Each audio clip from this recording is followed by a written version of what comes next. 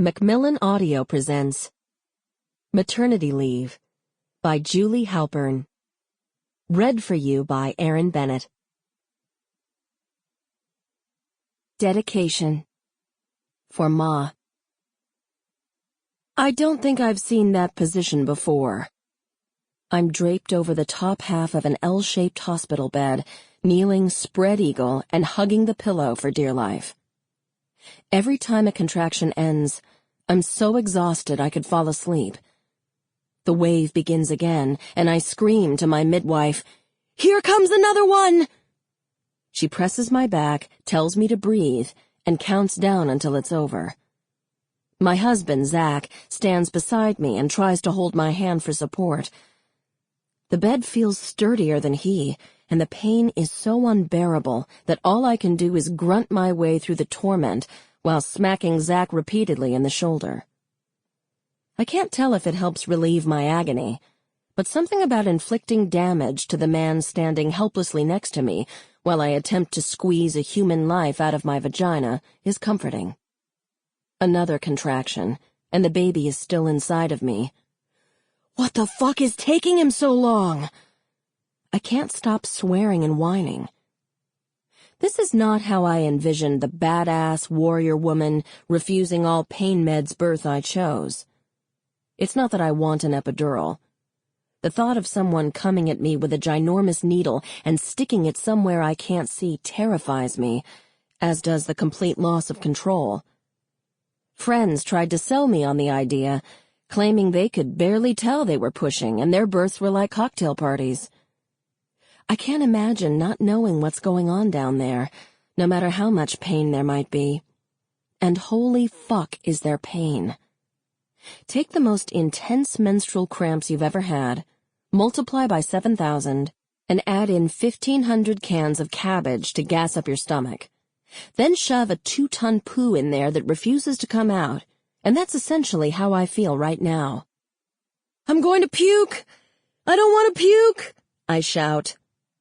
The thought of puking in public paralyzes me, and even though I'm buck naked, save for an Olivia Newton-John-style headband and a weak attempt to catch my flops wet, and a monitor belt strapped around my enormous belly, I'll still be mortified if I puke. "It's okay if you puke. Go ahead and puke," my midwife advises me. I don't know how she stays so calm. I guess it's years of practice combined with the fact that there's no one inside of her hanging on for dear life while she does her damnedest to kick him out. Focus on Dugan. Here's his picture.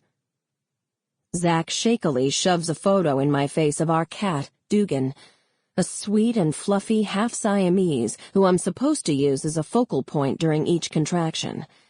Somehow, someone believes, focusing on Dugan will make me forget the extreme situation attempting to rip apart my body. "Dugan's soft fur, Dugan's soft fur," I chant to myself. This purportedly takes away the pain. It's not working. It still fucking hurts. I swore I wouldn't end up in the traditional birthing position, opting for squatting, walking, dangling. Hell, I spent an hour sitting on a shelf in the hospital shower, letting the warm water wash over me as I tweaked my own nipples in order to stimulate contractions. An hour is a hell of a long time to both endure the pelting of shower water and fondle oneself. So to alleviate the boredom, I asked Zach to put on a Pandora station. Alas, the hospital Wi-Fi gave out, and I was stuck giving myself titty twisters to the dulcet tones of a Bob Dylan CD left in Zach's laptop. A hard rain's gonna fall, indeed.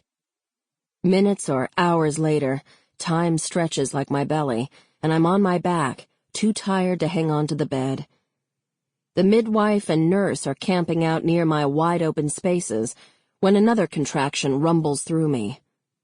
They've now got me pulling my own knees toward my head while simultaneously pushing out the baby and holding my breath. It's brutal. I feel like I'm drowning. Anyone that tells you you can prepare your body for birth is a royal asshole. Unless there's a woman out there shoving a cantaloupe up her hoo-ha in order to practice pre-enacting the art of expelling a baby's head, I don't see what I could have done to make this more pleasant. Sample complete. Ready to continue?